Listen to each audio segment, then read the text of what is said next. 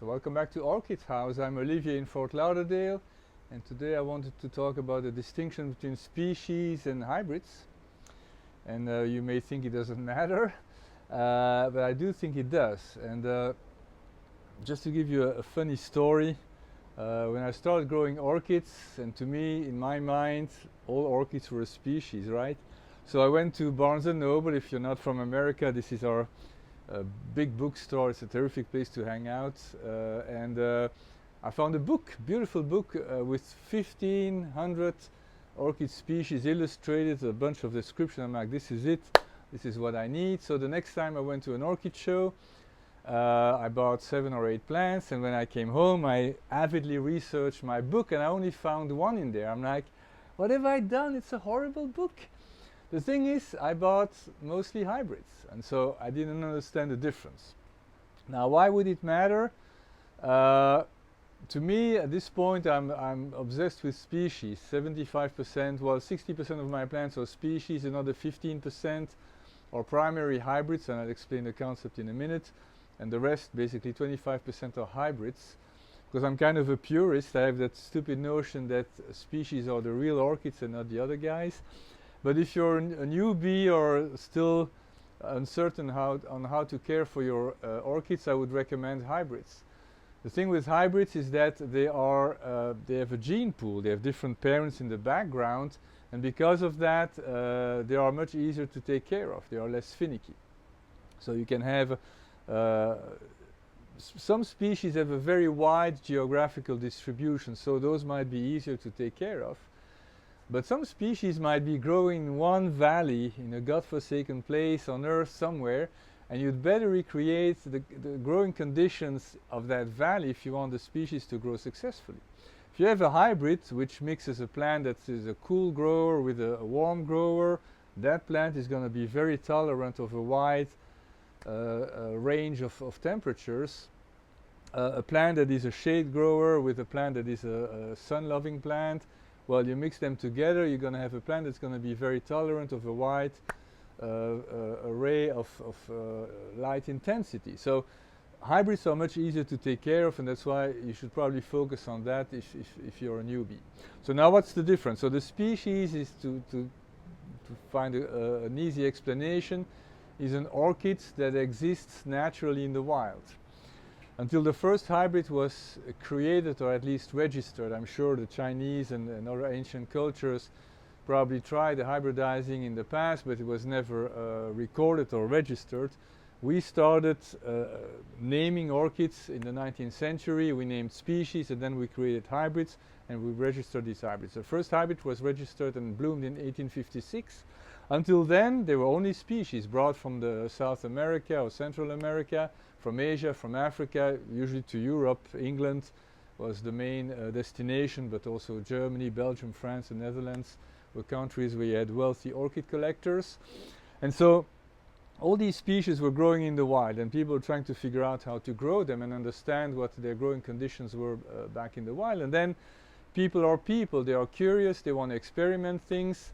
We have a brain for a reason, and so they started crossing different species, and then some are not compatible genetically, but others are, and then they had results. Now, in the early days, in the 19th century, this was just trials and having fun, and then most orchid collectors were extremely wealthy people, and if they could have a hybrid that was unique and that nobody else had, obviously there was a way to distinguish themselves from their fellow orchid growers.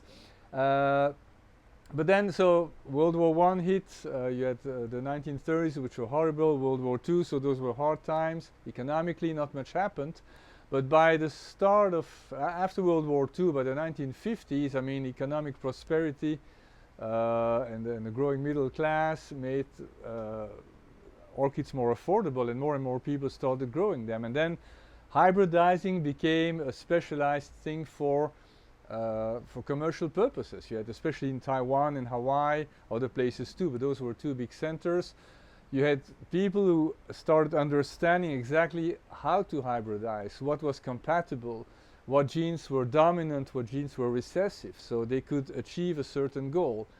and it was always a commercially driven goal, something that people would want to buy. So they want bigger flowers, they want more flowers, they want new colors. By mixing different colors, you had something that did not exist in the wild that everybody fancied, and all that stuff. And so they also wanted plants that might sometimes be smaller because not everybody has a lot of space, and you name it. So there's endless reasons to create hybrids with specific goals, and it became a science, and some people are really good at it. They understand exactly what combination will achieve a certain goal. Now obviously it's not an exact science, but you still have, after a while, you can achieve certain goals. So like I said, your hybrids are easier to take care of, so if you're not really familiar with orchid growing, that you should probably start with those.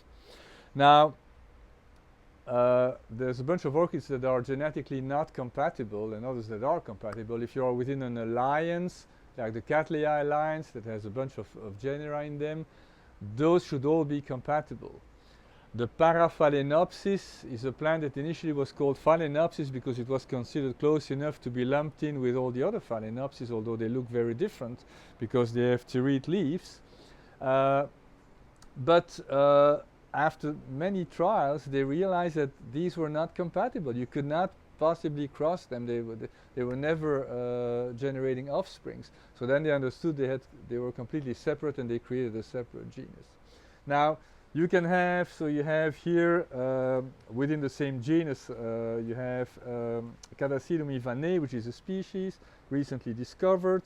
You have Catasetum vinaceum, which was discovered in the 1940s, late bloomer. These are two species.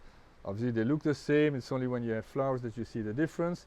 And then you cross them and you have a primary hybrid called Tommy Bednar. So the cross between Vinaceum and Ivanae is called Tommy Bednar. Now this is a primary hybrid because both, there's some, you see this is mite damage. I've had some issues with a few of my plants this year with some serious mite damage. So this is a primary hybrid, which means that both parents are species. So for purists who like species, this is a good compromise because you're still very close to Mother Nature. And as a matter of fact, there's a bunch of primary hybrids occurring naturally in nature as well. If you have two plants that are genetically compatible, they live in the same area, and they have a common pollinator, well, you're going to have naturally occurring hybrids anyway. Now, once you start crossing Tommy Bednar with another hybrid, now you have a second generation hybrid. Those are no longer primary hybrids. So like Cattleyas, Phalaenopsis, Catasetums, which have tons of hybrids, you have plants that are 10th or 20th generation hybrids with lots of species in the background. Those are obviously the easiest to take care of. Like I said, usually there's a certain commercial purpose by the person who hybridizes. They want to achieve a certain goal. And the goal in the end is to have somebody buying their plants, because that's what they want to achieve. So now you can also cross plants that have very little in common. So this one, for instance, is a cross between Holcoglossum and a Phalaenopsis, and this doesn't look at all like a Phalaenopsis. But all these terete or semi-terete plants, so the pencil-like or like these, that's a dominant gene. I haven't seen one that didn't. If you have a terete plant in the background, the outcome is going to be a terete plant. So this doesn't look like a Phalaenopsis, but half the plant is a Phalaenopsis. And this is a primary hybrid because both parents are species. Holcoglossum subilifolium and Phalaenopsis stuartiana. So that's the concept. By the way, the last video showed you Peristeria elata, so I told you it's a sequential bloomer. The early flowers are gone, but it keeps on growing, growing, growing. You have new flowers coming all the time. So that's it for today, just to give you an idea. So like I said, initially to me all orchids were a species. That's not true. So, so I think it matters to understand the difference between both. Thank you so much for tuning in, and see you next time. Bye-bye.